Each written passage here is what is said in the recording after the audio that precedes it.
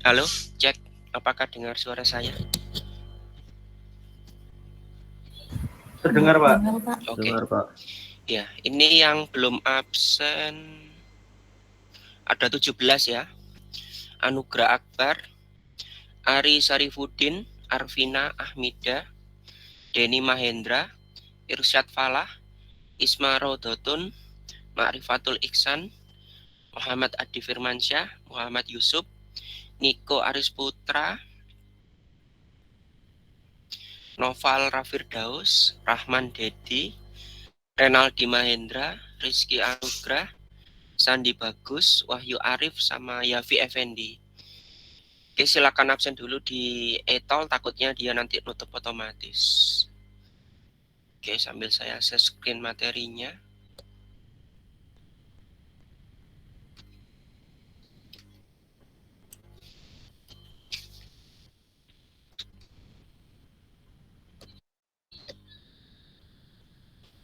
Oke, apakah sudah terlihat slide-nya? Sudah, Pak. Oke, baik. Sudah, Pak. Iya. Baik, saya mulai sambil nunggu teman-teman Anda yang lain. Assalamualaikum warahmatullahi wabarakatuh. Waalaikumsalam warahmatullahi wabarakatuh. Waalaikumsalam warahmatullahi wabarakatuh. Iya, jadi hari ini kita materinya tentang komunikasi jitu ya. Jadi kalau Anda lihat di folder yang sudah saya share itu, komunikasi jitu ini terbagi jadi 2 minggu ya, di minggu ketiga dan minggu keempat. Jadi ini nanti langsung akan saya langsung saya paparkan sekalian untuk yang komunikasi jitu 1 dan 2. Jadi biar sekalian selesai. Nah, untuk yang materi pertama ini jadi tentang komunikasi jitu, topiknya adalah tentang komunikasi sebagai penyelesaian masalah, kemudian bicara sesuai kehendak tanpa ada ketakutan, bicara jujur, benar, dan akurat, menunda pembicaraan sebelum tahu persoalan, kemudian kalimat kreatif dengan kata-kata positif, kemudian penggunaan kata-kata sesuai tempatnya, kemudian pengungkapan dengan kalimat singkat, padat tapi memikat, kemudian jangan memotong pembicaraan orang lain, menghormati dan menghargai orang lain, serta tuntaskan jika menyampaikan suatu hal. Jadi ini seperti tips ya. Jadi kalau kita lihat di komunikasi jitu itu adalah beberapa tips yang harus Anda patuhi ya sebelum Anda melakukan suatu komunikasi. Nah, nanti dari detail per subtopik ini nanti akan dijelaskan detailnya lebih lanjut. Kita lihat yang pertama dulu. Jadi komunikasi sebagai penyelesaian masalah. Jadi seringkali di komunikasi mengalami pertikaian atau perkelahian disebabkan adanya kesalahpahaman dalam penyampaian komunikasi.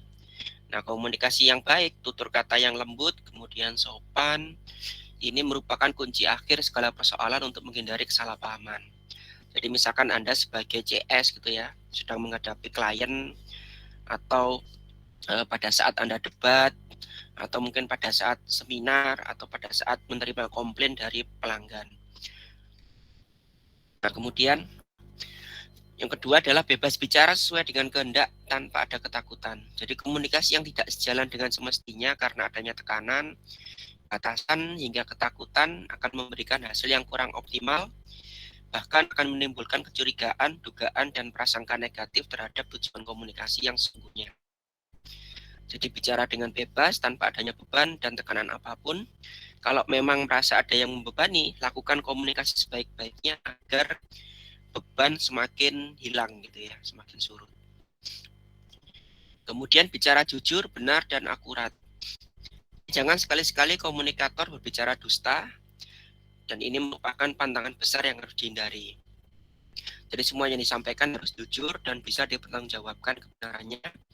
Sekali dusta dalam berkomunikasi, maka pupuslah kepercayaan seorang komunikator. Jadi bisa menyebabkan komunikan atau bahkan jutaan pendengar tidak akan mempercayainya, kemudian bersimpati kepadanya meski pada kesempatan yang lain. Kemudian jadilah komunikator yang baik dan mulia saat menyampaikan suatu pesan pada komunikan, sehingga mampu menyedot simpati orang untuk mendengarkan tiap untaian kata yang terucap dari lisannya. Kemudian menunda pembicaraan sebelum tahu persoalan. Jadi bila komunikator merasa materi yang akan diungkapkan dirasa belum mengerti atau dipahami atau masih rumit, sebaiknya Anda tunda dulu karena bisa memusingkan kedua belah pihak. Namun, komunikator harus tetap mencari tahu yang pada suatu saatnya nanti akan dapat menyampaikan dengan lebih sederhana. Nah, oleh karena itu hindarkan pemaksaan diri terhadap orang lain gitu ya. Kemudian kalimat kreatif dengan kata-kata positif. Jadi manfaatkan waktu, situasi, dan kondisi dalam berkomunikasi untuk menarik perhatian. Kemudian ungkapkan kalimat-kalimat kreatif dan positif hingga meyakinkan, misalkan dalam wawancara, sehingga menimbulkan kesan dan image yang baik pada pimpinan. Kemudian gunakan kata-kata yang pantas sesuai tempatnya. Jadi pandai-pandailah menggunakan kata-kata yang tepat dan pantas sesuai tempat dan keadaan. Misalkan dalam suasana duka, ya kita sebaiknya menyampaikan hal-hal yang membahagiakan gitu ya, untuk yang berduka. Kemudian kita memberikan semangat, gitu ya, dan lain-lain lah. Sesuaikan dengan kondisinya pokoknya. Kemudian ungkapkan dengan kalimat singkat, padat tapi memikat. Jadi gunakan kalimat-kalimat ringkas, singkat, padat dalam penyampaian, namun dapat memikat pada komunikan. Kalimat yang terlalu panjang dapat mengaburkan pemahaman hingga menghilangkan daya tangkap karena terlalu bertele-tele. Akan tetapi yang jauh lebih penting dalam berkomunikasi, seberapa esensikah perkataan yang mampu diserap oleh komunikan. Kemudian jangan memotong pembicaraan orang lain. Jika ingin pembicaraan kita didengar orang, maka kita harus mau mendengarkan orang lain berbicara. Jadi ini adalah merupakan salah satu cara untuk menghargai orang lain. Nah, memotong pembicaraan orang merupakan penghambat kelancaran. Jika ini dilakukan, maka akan menyebabkan kesalahpahaman, bisa jadi akan menyinggung atau menghilangkan rasa simpatik dan hormat terhadap komunikatornya atau pembicaranya. Kemudian tuntaskan jika menyampaikan suatu hal. Jadi komunikator harus menyampaikan pandangannya secara sempurna dan keseluruhan, sehingga terlebih dulu harus menyusun kerangka konsep yang akan dibicarakan dan disesuaikan dengan waktu.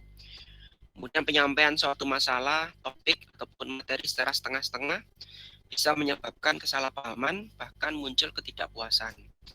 Misalnya mendengar cerita bersambung dan lain-lain. Jadi ya kalau mungkin saat itu Anda menyelesaikan semua pembicaraan, ya segera selesaikan ya. Jadi jangan kayak di-cut di tengah jalan gitu ya. Jadi biar segera clear, kemudian Anda bisa lanjut ke atau bisa move on ke pekerjaan selanjutnya. Kemudian mendengar dan memperhatikan yang komunikator sampaikan. Jadi banyak sekali komunikasi yang tidak nyambung.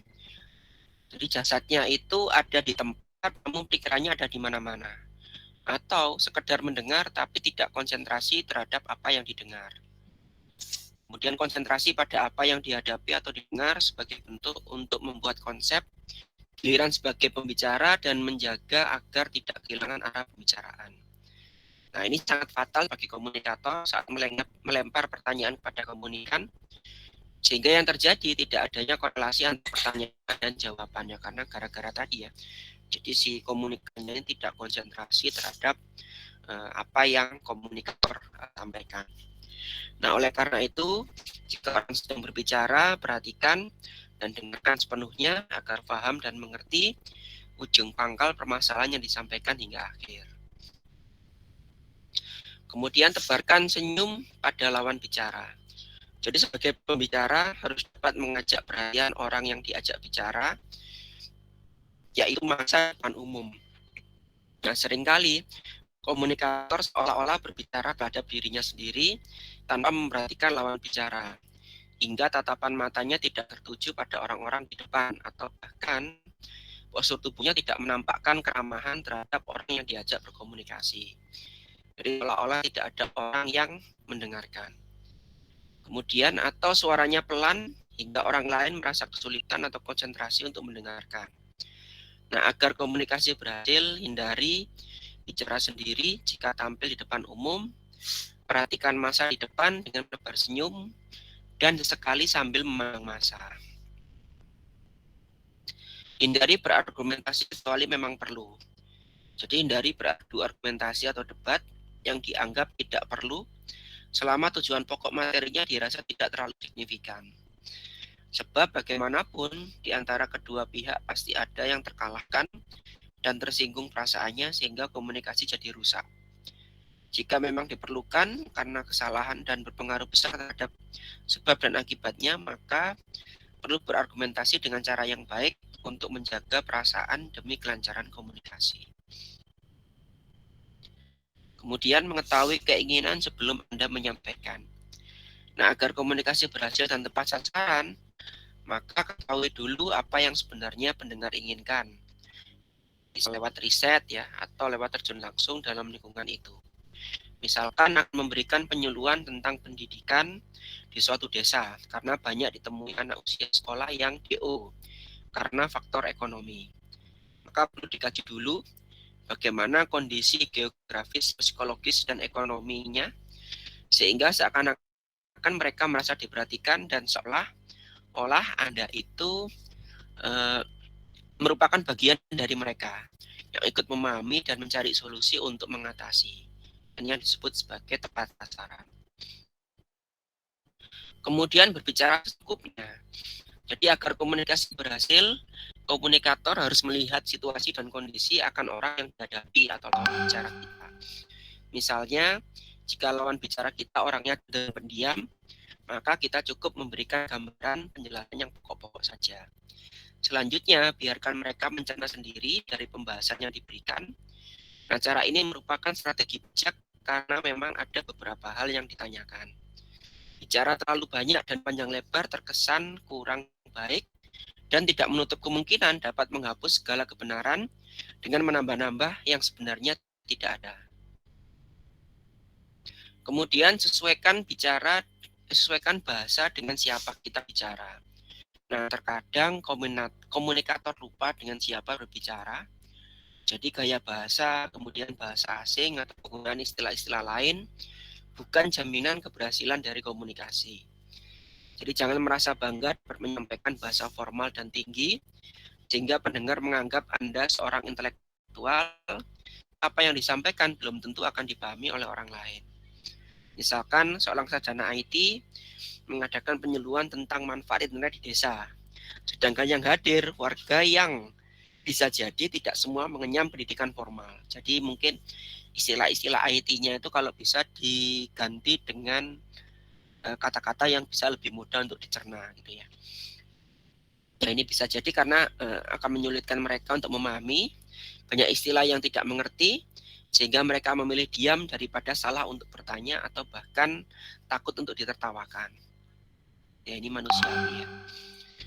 Kemudian komunikator juga harus mengetahui siapa yang mereka hadapi atau bagaimana tingkat pendidikan yang mereka miliki atau intelektualnya. Komunikator harus pandai-pandai menyederhanakan kosakata yang digunakan demi kelancaran komunikasi sehingga mereka mampu menangkap esensi dari kalimat kita. Kemudian sampaikan dengan cara sistematis. Jadi sampaikan materi yang mudah dipahami oleh kebanyakan komunikan sehingga komunikator harus memiliki pengalaman dan kemampuan dalam komunikasi. Komunikator harus banyak belajar tentang orang lain, tentang bagaimana menyampaikan suatu hal yang dapat dimengerti, kemudian orang lain juga bisa melakukan sesuatu dari apa yang kita sampaikan. Nah, tips bagi komunikator agar komunikasi jadi efektif. Yang pertama, sudah jelaskah pesan yang disampaikan menurut kita? Kemudian hindari pengertian yang mengandung makna ganda. Jika menyampaikan lebih dari satu pesan, harus dengan cara sistematis atau berurutan. Jadi hal ini untuk menajamkan uraian agar lebih jelas. Kemudian jawablah pertanyaan sesuai dengan materi. Jadi untuk menghindari kebingungan dan ketidakpahaman apa yang telah kita sampaikan, hindarkan pertanyaan-pertanyaan yang tidak sesuai dengan materi yang dibicarakan, kecuali ada forum lainnya. Jika terdapat pertanyaan untuk menyikapi, jangan memberikan penilaian terlebih dahulu, apalagi yang dapat mengaburkan. Jadi komunikator harus tetap fokus dan konsentrasi pada materi yang berlangsung.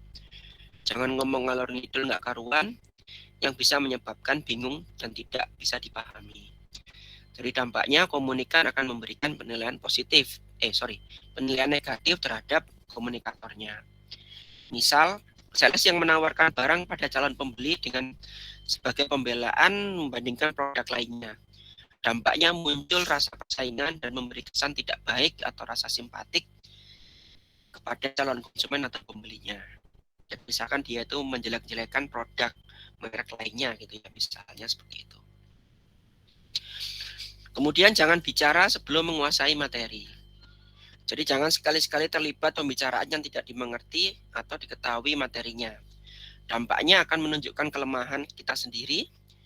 Untuk itu jauh lebih baik belajar dari orang lain atau dengan memahami materi terlebih dahulu daripada menyampaikan sesuatu tapi tidak tahu atau bicara ngelantur tidak terarah.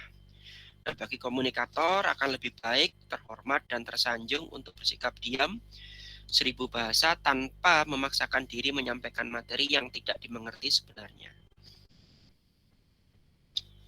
Oke, untuk materi yang pertama, apakah ada yang mau ditanyakan?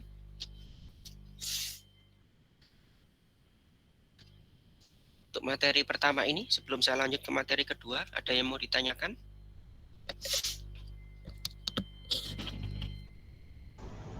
Cukup jelas, Pak. Cukup ya? Belum, Pak. Oke. Ya, ini saya cek dulu untuk absensinya.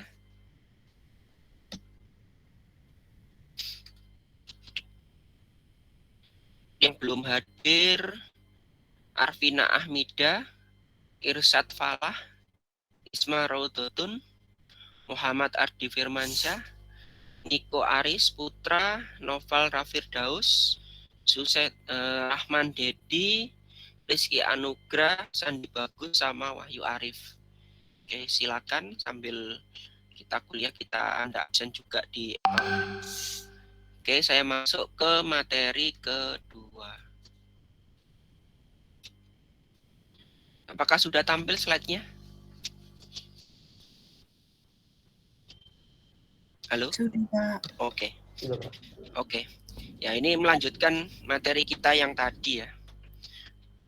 Jadi komunikasi itu tips-tips yang kedua. Nanti tips-tipsnya ini seperti ini. Jadi tidak semua pembicaraan disampaikan. Kemudian sadar pada kemampuan diri sendiri. Bersuara lembut tapi tetap dapat ditangkap. Kemudian hindari pembicaraan tentang diri sendiri. Kemudian beri kesempatan orang lain untuk bertanya. Jangan mudah terpancing oleh omongan orang. Hindari perdebatan yang berlebihan. Berhati-hati dengan apa yang Anda ucapkan, jangan meremehkan pendapat orang lain, dan mengapa Anda memberikan alasan itu. Oke, kita masuk materi pertama. Jadi sadar pada kemampuan diri sendiri. Nah, komunikator yang berhasil tidak harus meniru gaya dan cara bicara orang lain. Akan tetapi sadari akan kemampuan diri sendiri sebagai jati diri. Jadi boleh mengikuti pembicara yang sukses, tapi tidak harus persis sama meniru cara berbicara, baik gaya maupun intonasinya. Jadi harus dapat mengukur atas kemampuan pribadi, seberapa jauh kita memiliki kompetensi, seperti pembicara orang lain. Jika tetap memaksakan, maka akan terasa aneh, janggal, dan kaku terhadap gaya yang kita lakukan. Kemudian bersuara lembut tapi dapat ditangkap. Nah, komunikator dengan suara yang keras, lantang hingga meledak-ledak bukan jaminan sukses berkomunikasi. Bahkan bisa mengganggu dalam batas tertentu yang mendengarkan. Sehingga mengurangi rasa simpatik bagi pendengar. Jadi memang ada di masyarakat yang terbiasa dengan suara keras, di sisi lain ada pula yang terbiasa dengan suara lembut. Nah, berdasar penelitian lebih disukai suara lembut daripada bersuara keras. Hal ini karena dianggap tidak menampakkan rasa hormat pada komunikan. Pada prinsipnya komunikator harus memahami kultur yang ada. Oleh karena itu berbicara dengan suara lembut, tidak terlalu keras, akan tetapi bisa mudah dipahami bagi komunikan atau lawan bicara kita. Kemudian hindari pembicaraan tentang diri sendiri. Jadi hindari pembicarakan tentang diri sendiri, baik pribadi maupun jasa yang telah dikerjakan. Jadi hal ini akan memberikan kesan negatif, yaitu sombong, bahkan membosankan. ada kalanya juga perlu bergantung materinya ya, dengan tujuan untuk mengambil hikmah yang membangun, kemudian memberi semangat demi kehidupan dan meraih keberhasilan. Jadi misalkan ini kita membicarakan Henry Ford gitu ya. Jadi misalkan kita mau ngasih semangat terhadap komunikan kita. Jadi Henry Ford ini lahir di desa dekat Michigan tanggal 30 Juli 1863 di Amerika. Jadi dia berasal dari kalangan orang miskin dan ekonomi serba kekurangan hingga tidak mampu mengenyam pendidikan lebih tinggi dan hanya sebatas sekolah rakyat di desanya. Jadi mungkin kalau di sini ya tingkat SD gitu ya dia sekolahnya. Tapi akhirnya dia bisa menjadi kaya raya dan menjadi salah satu pemilik perusahaan mobil terkenal di dunia gitu ya. Kemudian beri kesempatan orang lain untuk bertanya. Nah, agar sukses dalam berkomunikasi, beri kesempatan lawan bicara untuk bertanya baik berupa saran, kritikan maupun pertanyaan. Jadi ini berguna untuk evaluasi. Jadi apa yang diberikan sudah sesuai dengan yang diharapkan atau belum. Sehingga kesalahan-kesalahan dapat diatasi untuk mencapai kebenaran. Ini juga akan bermanfaat dalam menjalin suatu mitra kerja, rekan bisnis, atau kerjasama lain, di mana satu sama lain saling berkomunikasi yang baik. Kemudian jangan mudah terpancing omongan orang. Dalam komunikasi ada kalanya menghadapi pertanyaan yang memancing emosi komunikator, yang bisa menyebabkan akan menyampaikan hal-hal buruk di hadapan orang banyak. Hal ini dianggap kurang etis selain akan menuai protes atau masih dari pihak yang kurang beruntung, bahkan berdampak kurang simpatiknya bagi komunikan atau pendengar. Untuk itu, seorang komunikator harus bisa menahan, sabar, dan tidak boleh terpancing untuk menghadapinya. Salah satu kunci keberhasilan berkomunikasi adalah seorang komunikator harus punya rasa sabar yang sifatnya dinamis dan aktif dalam menghadapi skala fitnah maupun cercaan dan mengelola kondisi agar menjadi tenang, tidak terlarut dalam emosi. Kemudian hindari perdebatan yang berlebihan. Jadi hindari perdebatan yang tidak perlu atau bahkan berlebihan. Nah, komunikator dituntut untuk menghargai dan toleran terhadap orang lain dan menjaga perasaannya. Berhati-hati dengan apa yang Anda ucapkan. Ingat syair lagu, yaitu ya, ada lagu lama ini ya, memang lidah tak bertulang. Jadi ini mengingatkan agar kita lebih hati-hati gitu ya dalam berbicara atau menyampaikan pesan agar tidak mengganggu atau menyakiti orang lain. Oleh karena itu, seorang komunikator harus memperhatikan tutur kata dan makna yang diucapkan. Sebelum berbicara, hendaknya mempersiapkan apa saja yang harus dihindari untuk tidak diucapkan sebagai komunikasi, sehingga komunikasi menjadi lebih bermutu dan lancar. Kemudian berusaha apa yang diucapkan jadi pemanis, akan tetapi tetap menjaga situasi antropologi masyarakat yang tenang dan nyaman. Jadi sesuaikan dengan culture-nya gitu ya. Kemudian jangan meremehkan pendapat orang lain. Nah, terkadang pendapat yang cemerlang justru keluar dari mulut orang-orang yang notabene sederhana, baik ekonomi, sosial maupun edukasinya. Yang sebenarnya ucapan bukan diukur dari siapa yang mengatakan, tetapi ambil isi ucapan tersebut jauh lebih penting dan berarti. Oleh karena itu, hargai setiap pendapat orang lain, tidak memandang dari mana asal-usulnya, serta siapa yang mengatakan dengan menyampingkan latar belakang yang dimilikinya. Nah, mengapa Anda memberikan alasan? Jadi saat menyampaikan suatu usulan atau gagasan, jangan lupa jelaskan terlebih dahulu mengapa pada kesempatan ini alasan perlu disampaikan. Jadi penting dan perlu disampaikan agar mereka memahami latar belakang tersebut sehingga dapat mengikuti dalam penyampaian secara efektif dan positif sesuai dengan yang diharapkan. Kemudian kejujuran dan keterbukaan dalam penyampaian alasan sangat bermanfaat menjadi entry point terhadap orang lain guna untuk mengikuti presentasi Anda dengan lebih efektif dengannya. Kemudian perlunya mengutip pendapat orang lain guna mempermudah penyampaian. Jadi biasanya kan kita mengambil quote gitu ya dari orang lain. Jadi kutipan dari orang lain kadang sangat menunjang demi kesempurnaan penyampaian, bahkan dapat menjadi titik sentral perhatian terhadap orang lain. Misalkan seorang pengarang buku terkenal pun tetap membutuhkan pendapat atau kutipan dari pengarang lain karena untuk melengkapi uraian yang ditulis pada buku selain untuk mempermudah penyajian bagi pembacanya.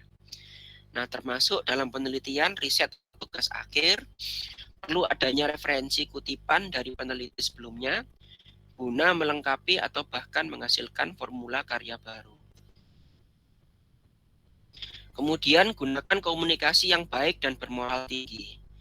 Jadi komunikator memiliki tanggung jawab moral terhadap komunikan karena menghendaki adanya perubahan sesuai dengan apa yang disampaikan. Dimanapun pembicaraan dilakukan harus menjunjung tinggi nilai-nilai moral dan sebagai prioritas yang berlaku di masyarakat.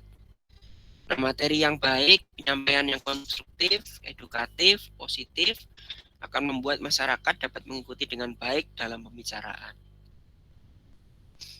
Kemudian gunakan strategi agar target tercapai. Agar target tercapai, gunakan strategi dalam berkomunikasi pada lawan bicara. Oleh karena itu, komunikator harus pandai-pandai mempunyai kemampuan dalam menyampaikan sesuatu yang keluar dari lisannya secara jelas dan terbuka. Kemudian dapat terbentuk jika dilatih dengan intens seperti mengekspresikan pikirannya, menjelaskan kalimat demi kalimat dengan lugas, jelas, dan terarah. Untuk sukses dalam penyampaian suatu sasaran, dengan memberikan perhatian lebih dulu kepada komunikan sesuai dengan yang diinginkan, termasuk mengetahui lawan bicara, baik dari tingkat kultural dan edukasionalnya, sehingga harus betul-betul dikaji lebih dahulu. Selain itu, disesuaikan pula dengan latar belakang sosial, kemudian politik, maupun ekonomi dengan tujuan untuk menghindari rasa tersinggung dari kata-kata atau istilah dalam penyampaiannya. Kemudian hindarkan kata-kata yang mengakibatkan rasa bosan. Terkadang komunikator tidak sadar bahwa kata-kata terlontar berulang-ulang yang akhirnya akan membosankan didengar. Jadi bicaralah dengan pembenaran kata yang luas serta bahasa yang benar agar tidak mengalami kemacetan disebabkan kehabisan kata-kata. Nah, tampaknya rasa percaya diri dan keyakinan yang kuat. Jadi ini merupakan kunci kesuksesan berkomunikasi, bahwa apa yang menjadi kepercayaan dan keyakinan ini akan menjadi benar adanya. Jika orator menguasai materi yang akan disampaikan pada komunikan, maka keyakinan akan tumbuh kuat pada dirinya. Menurut praktisi komunikan, Dr. Anda Sunandar Ibnu Nur, ya, jadi ini ada di referensi buku kita, bahwa bicara di depan publik merupakan keterampilan yang mau tidak mau harus dikuasai, dengan tujuan agar mendapat perhatian dan kepercayaan dari orang lain.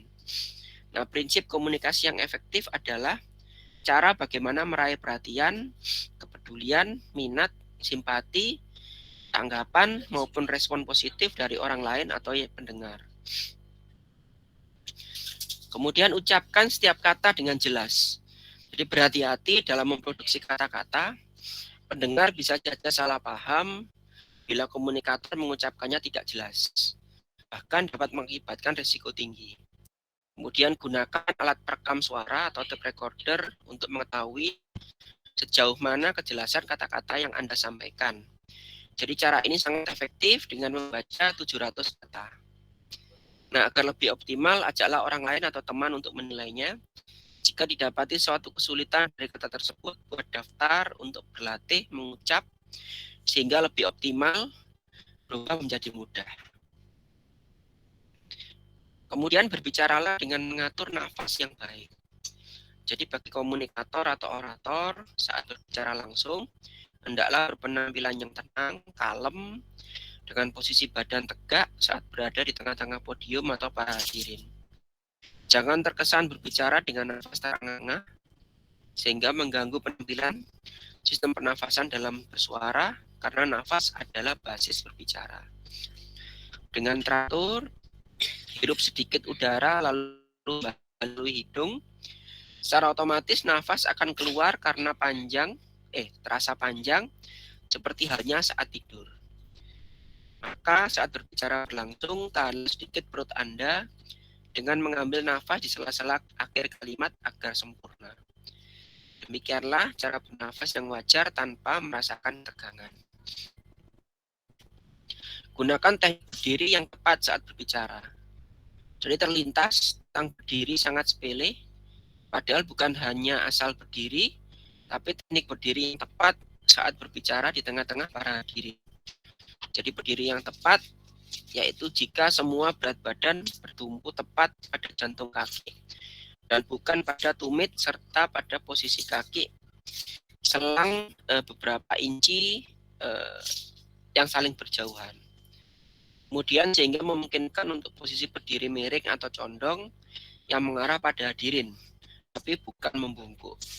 Nah, dengan posisi ini dagu lurus, dada sedikit membusung, perut agak ke dalam, namun tidak perlu formal atau tegang dan serius ya, seperti pasukan militer, tapi rileks dan tenang. Jadi santai yang wajar gitu ya. Kemudian postur pembicara juga sangat menentukan. Jadi yang pada keberhasilan pada komunikan yang mendengarnya. Kemudian dengan postur yang benar dan tepat bisa memberikan kebebasan penuh bagi pembicara guna mengadakan kontak mata terhadap para hadirin. Ini juga mungkin akan dibahas lebih lanjut ketika kita masuk ke materi pidato ya. Jadi nanti akan dibahas lagi tentang teknik-teknik ketika Anda harus berpidato, itu sikap Anda itu harus seperti apa. Gitu ya. Kemudian kontak mata dapat membaca pikiran pendengar. Jadi selain gerak-gerik, kontak mata merupakan salah satu kunci rahasia menguasai teknik berbicara. Untuk dapat membaca langsung pikiran pendengar, karena mata adalah jendela hati yang tidak pernah berdusta dari sorotannya. Jika komunikator berhasil melakukan kontak mata, di mana mampu memandang dengan tepat pada matanya, yang berarti tidak harus memandang terus-menerus, tapi sesekali mengedipkan mata sewajarnya. Komunikator atau pembicara yang mampu memandang tepat mata para hadirin atau pendengar dapat dijadikan jaminan kalau mereka pasti mudah mengikuti apa yang Anda sampaikan. Kemudian berbicara secara profesional. Jadi komunikator atau pembicara yang profesional selalu berusaha untuk memberikan pelayanan, kemudian penjelasan, dan sebagainya dengan memuaskan. Nah, komunikator yang profesional memiliki kemampuan komunikasi yang menyenangkan, hingga komunikasi yang terjadi bisa menimbulkan rasa simpati, menimbulkan tenang, menghibur, serta menjadikan perasaan tentram, tidak pilih kasih kepada siapa yang dihadapinya. Kemudian jadilah komunikator yang inovatif. Salah satu pembicaraan yang dapat memikat komunikan adalah pembicaraan yang memunculkan banyak inovasi karena gagasan-gagasannya yang baru lebih bisa menarik simpati, hingga membuat tak sadarkan diri, kemudian menjadi setia mendengarkan apa yang komunikator sampaikan. Nah, kembangkan metode-metode penyampaian yang makin canggih, efisien, dan gaya bicara yang variatif untuk memperoleh pemikiran inovatif. Salah satu inovatif yaitu dengan menciptakan forum tukar pendapat guna menampung pendapat dari semua lapisan atas dasar pengalaman. Kemudian memiliki prinsip dan argumentatif. Jadi seorang komunikator dalam penyampaiannya harus memiliki prinsip dasar yang berargumentatif. Jadi komunikan tidak akan percaya sepenuhnya jika yang disampaikan sekedar retorika belaka tanpa ada dasar yang kuat. Jadi bicaralah yang objektif dan dekonstruktif terhadap suatu masalah yang sedang dibincangkan dengan prinsip dan argumentatif. Kemudian bahasa simbol memberikan makna komunikatif. Jadi para pakar komunikasi tidak jarang menggunakan bahasa simbol guna menjelaskan masalah tertentu terhadap komunikan. Bagi komunikator atau public relation, dalam presentasi, bahasa simbol ini betul-betul harus dipahami karena berhubungan dengan masyarakat luas.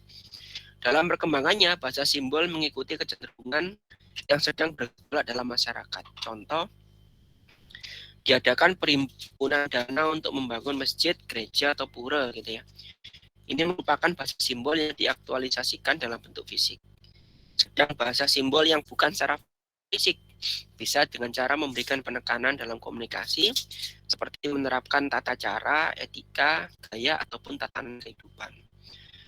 Ini nanti akan kita pelajari detail lagi ketika masuk ke dalam materi bahasa nonverbal. Di bahasa nonverbal nanti akan muncul bahasa simbol gitu ya. Kemudian membaca situasi saat Anda akan berbicara. Jadi saat mengadakan pembicaraan dengan orang lain, amati dan ketahui situasi dan kondisi, terutama pada raut wajah lawan bicara Anda. Jadi amati apakah lawan bicara serius, konsentrasi pada pembicaraan atau tidak.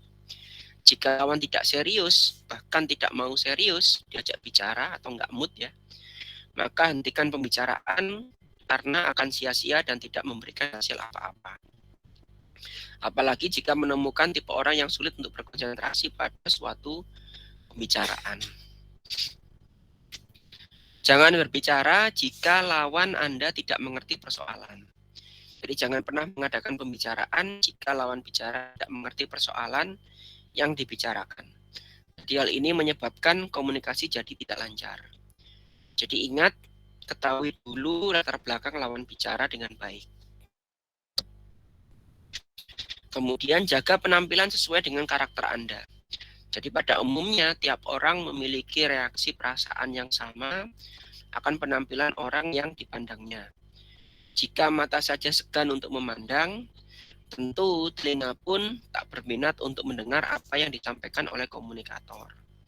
Untuk itu, agar menambah rasa percaya diri, baik terhadap komunikator maupun komunikan, hendaklah berpenampilan yang menarik, rapi, berwibawa, dan penuh rasa percaya diri. Bayangkan jika seseorang melihat orang lain dengan pakaian lusuh dan acak-acakan. Sekilas kita akan menilai bahwa orang tersebut tidak menghargai dirinya dan tidak berwibawa. Kemudian seorang profesional sejati selalu menjaga penampilan, seperti busana yang dikenakan sesuai dengan tempatnya, baik maupun acara. Ini semua dapat memberikan atensi atau perhatian terhadap komunikan. Bahkan ada yang mengatakan orang yang ceroboh dalam penampilan hampir dapat dipastikan juga ceroboh dalam pekerjaannya. Kemudian hindarkan kata-kata yang tidak pantas terucap. Jadi terkadang komunikator tidak sadar dengan kata-kata yang terucap yang tidak semestinya diucapkan. Dampaknya bagi komunikan akan memberikan kesan negatif, bahkan mengurangi wibawa komunikator. Oleh karena itu, hilangkan kebiasaan buruk itu, berikan kesan yang baik dan efektif sesuai dengan harapan komunikan atau pendengar. Kemudian jangan terburu nafsu dalam pembicaraan. Jadi komunikasi jadi efektif, jangan dilakukan dengan serba terburu nafsu gitu ya. Jangan biarkan diri Anda tergesa-gesa ataupun karena dorongan orang lain. Hadanglah rasa ketidaksabaran itu sebab akan membuahkan hasil yang tidak sempurna, terkesan asal jadi. Lakukan dengan sikap tenang dan yakin hingga terencana dengan pasti. Ucapkan dengan benar, jelas, dan lebih kalem, atau lamban atau santai yang tidak terlalu cepat. Hindarkan pembicaraan sendiri-sendiri. Jika pembicaraan diberikan topik yang selalu berkaitan dengan topik pembicaraan lain, maka pastikan untuk menghindari adanya pembicaraan sendiri-sendiri, sehingga menyebabkan komunikasi menjadi terhambat. Untuk itu harus ada pemahaman dasar atas materi yang diberikan, agar terjadi percakapan secara bergiliran atau bergantian. Kemudian dituntut adanya ketegasan dari komunikator atau adanya moderator yang mengontrol berlangsungnya komunikasi. Kemudian berakting secara wajar. Jadi agar pendengar tidak bosan mengikuti pembicaraan, diperlukan akting yang wajar dan jangan berlebihan. Berikan kesan humor tapi bukan melawak. Dengan sedikit ekspresi dan gaya, pendengar merasa lebih bersemangat untuk menyimak pembicaraan Anda sampai akhir. Oke, sudah selesai. Ada yang mau ditanyakan sampai sini? Ada yang mau ditanyakan?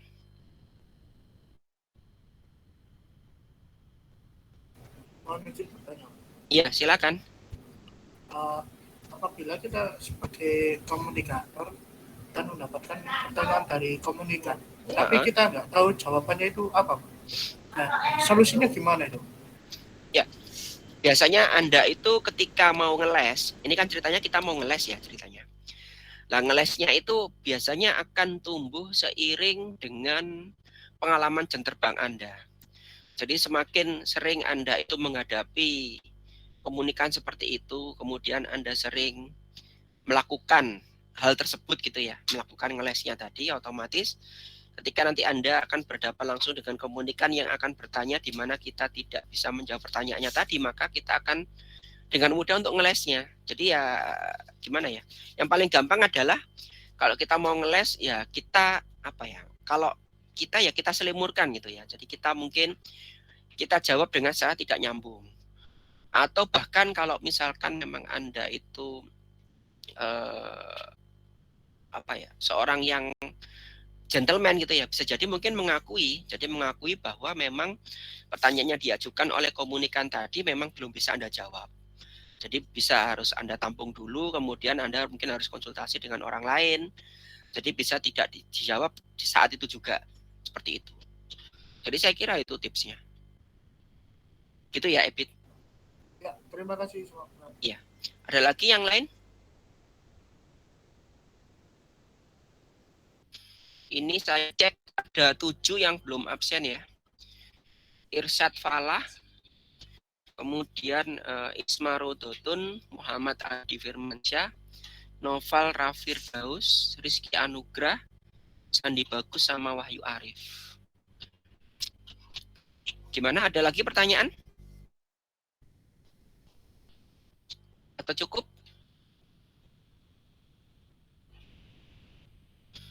Oke, terus untuk webinarnya gimana? Ini sudah minggu ketiga, belum ada tanda-tanda mulai webinar. Kira-kira yang pertama siap maju kapan? Ya, silakan Lutfi. Mohon izin Pak Rengga. Ya. Di kelompok saya ada dengan topik metaverse yang akan dilaksanakan hari Sabtu besok, Pak. Oke. Izin untuk meminta akses Zoom-nya boleh ya, Pak? Iya, Anda gini aja, Anda siapkan poster, kemudian narasinya itu Anda kirim di grup kita, di grup keterampilan komunikasi itu. Nanti di situ ada Mas Baktiar yang ngecek, nanti dia yang akan meng-create-kan Zoom-nya. Jadi Zoom-nya untuk di schedule hari sesuai dengan yang Anda tampilkan di posternya itu. Oke, Itu ya siap. lebih. Ya. Oke. Nanti untuk yang teman-teman lainnya bisa membantu untuk publikasi. Oke, Terima ada kasih, yang lain? Pak. Iya. Ada yang lain? Cukup ya, saya kira. Baik, mungkin kalau tidak ada pertanyaan, materi kita saya cukupkan sampai di sini. Kita ketemu lagi hari Senin depan ya. Saya buka absensi jam 7.30, kita start mulai kuliah jam 8.30.